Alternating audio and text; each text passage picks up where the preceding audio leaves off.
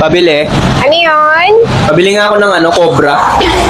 Ano kulay? Yellow. Yellow. Isa lang? Oo. Ano Tsaka isang Gatorade. Gatorade. Ano pa? Tapos Alaksan. Alaksan. Ilang alaksan? Isa lang. Isa lang. Sa'yo lahat yan? Oo, sa akin lahat yan. Pagsasabay-sabayin ko nga eh. Hindi ko alam, nanginay yung katawan ko. Hindi mo pwede pagsabay-sabayin. Gusto mong lumakas? Oo. Eto, hindi naman yun yung solusyon eh. Eto yun. Eh, bakit yan? Ayoko na nga uminom eh. Huwag ka nang magmangmangan ka. Yan ang gamot dyan para lumakas ka. O sige, lista mo muna. Kailan mo babayaran? Sa sahod. O kailan ang sahod mo? Maghanap pa lang ako ng trabaho ko eh.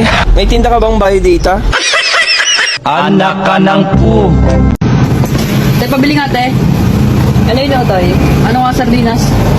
Anong sardinas? Yung mega na red. Ilan? Isa lang. Ito, oh. Kanin, te. 27. Ito. Oh, tanghali na. Ngayon ka pala kakain? Oo, te.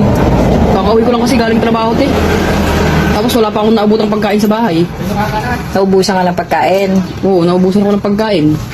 Nagbibigay naman ako ng pera sa nanay ko araw-araw para sa pambili ng pagkain. Hindi man lang nila ako tinitiran. Alam mo yung paramdam na parang hindi ka parte ng pamilya. Grabe ka naman. Di ka lang natira ng ulam. Hindi na kagad pamilya. Te, araw-araw naman ganun yung ginagawa nila sa akin, te. Araw-araw nila akong hindi tinitirhan. Eh, araw-araw ka na palang naubusan ng ulam. Eh, di ang gawin mo. Bumili ka ng ulam na lang sa karinderya para pagka-uwi mo, may pagkain ka makakain. Te, sabi ko nga sa'yo, nag-iiwan ako ng pera araw-araw, pambili ng pagkain namin. Namin lahat. Eh, ang nangyayari, ako yung nawawalan ng pagkain. Tapos minsan, umuwi ako din ng bahay. Tinanong ko yung nanay ko kung anong ulam. Sagot ba naman sa akin, titignan ko daw sa rep. Ako naman, na masunurin anak, pumunta sa kusina, hinanap yung rep. Te, wala kaming rep, te. Ibig sabihin, te, wala kaming ulam. Bakit ka pa kasi pumunta ng kusina? Yung pala, wala pala kayong rep. Eh, nawala sa isip ko, te, gutom na ako nun eh. Tapos, isang araw, tinanong ko ulit siya kung anong ulam. Sabi niya, masarap daw ang ulam namin, te. Eh, siyempre, excited ako, first time yun eh. Oh, Pagpunta ko ng kusina, te, nakatakip sa lamesa, pagbukas ko, tuyo.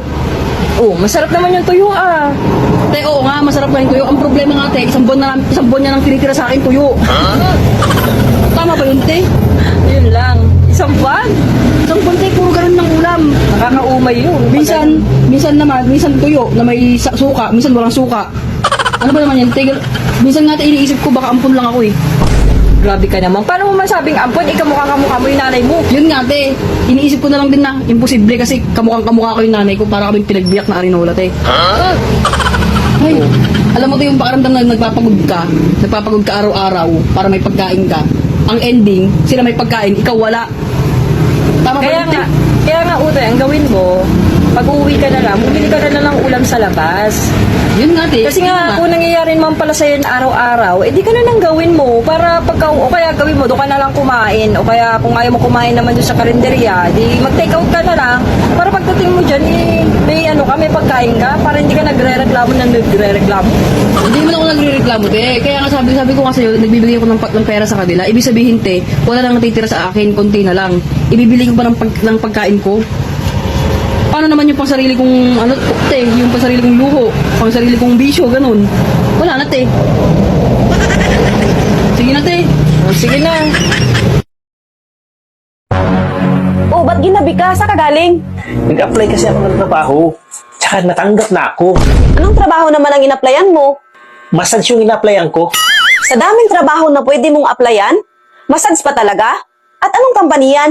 Breast Massage Company. Ano bang mga customer nyo dyan? Karamihan daw sa mga customer namin doon, mga babae. Ang gaganda pa daw talaga. Ayan! Gusto mo maghimas-himas? Kaya dyan gusto mo pumasok? Hindi naman sa ganun. Mayroon akong na-applyan pa abroad, di ba? Ang kulang na lang sa akin, kabisaduhin yung part of the body ng katawan ng mga babae. Pwede naman pangalan ng part of the body ang kabisaduhin ah. Kailangan daw talaga aktual. Kasi para ma-explain namin kung gaano katigas o kalambot yung breast. Andito naman ako ah. At pwede mo naman ako i-actual. Bakit sa iba pa? Kailangan kasihan malalaki. Maliit lang kasi yung sa'yo. Hindi ka ba talaga mag-resign dyan? Hindi, Han. Kasi sayang yung oportunidad na makahimas ka ng malaki. Ay, mag-abroad. Ah, kaya pala. Gusto mo humimas ng malalaking dibdib. Kung hindi ka mag-resign sa trabaho mo, Mag-a-apply din ako ng trabaho. Mas okay yun, Han. Dalawa na tayo kumikita. Ano bang trabaho yung applyan mo? Massage din. Anong company naman? Itlog Massage Company. Tagahimas ng itlog. Huwag ka na mag-apply. Bukas magre-resign na ako. Pre, Oh, meron ka bang makakain dyan, pre? bakit? Meron kasing single mom na naligaw sa bahay eh. May kasamang dalawang anak mukhang gutom na gutom. Wala naman akong maibigay na pagkain. Diskarte mo na naman pre oh. Para lang talaga maka-diskarte ka ng pagkain kung ano-ano na sinasabi mo to pre. Pasensya ka na, balik mo na lang yung kaldero ko ha. Wala na kasi akong plato, puro hugasin na. Saka ito, pulang, paksiw na isda. Anong itsura niya pre? Makinis, maputi, at saka bata pa. Kaya lang medyo payat. Siyempre, alam mo na, baka kulang sa pagkain talaga. Talaga ba? Pre, pagka wala dito si Mari mo pwede ba akong dumalaw doon sa inyo? Walang problema pare. Ikaw pa. Talaga At saka ito pa pala pare. Ito pang bili ng gatas niya kasi kawawa naman yung mga yan Pambili niya ng gatas. Ha? 200 yan. Aba pare, sobra-sobra na yata to ah. Walang problema yung pare. Basta sa pagtulong, walang problema. Pero basta alam mo na. Walang problema pre. O sige. Ay pre, saglit lang. Ano nga pala pangalan niya na laman mo na? Oo naman, dahil sa puti yung kulay niya, white ang pinangalan ko sa kanya. White Parang Hoy!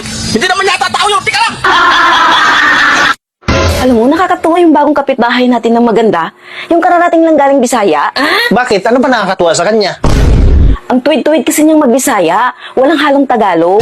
Naku, huwag ka na magkipag-usap doon. Bakit? Nakakaintindi ka ba ng Bisaya? Hindi. Pero nakakatuwa lang kasi. Ganun palang punto ng Bisaya, no? Tsaka nabanggit mo nga pangalan mo eh. Ha? Nabanggit ang pangalan ko? Ano naman ang sabi niya? Bisaya pagkasabi eh. Ang sabi niya, napuukan ako ni Nats. Ano ba yung napuukan? Ang ibig sabihin nun ha, napuukan, natulungan sa Tagalog. Kasi naglaba kasi siya kanina, tapos di niya kayang buhatin, binuhat ko, kaya tinulungan ko siya. Yun yung ibig sabihin nun. Yun pa ibig sabihin nun? Oo, yun ang ibig sabihin nun. At saka wag na wag ka nang makipag-usap sa kanya, ha? O sige, sabi mo eh. Tsaka yung damit mo kahapon pa yan, hubarin mo kasi maglalaba ako. Tsaka marami-rami yung labahan, kaya papuukan mo ko pag naglaba ha, para mabilis matapos.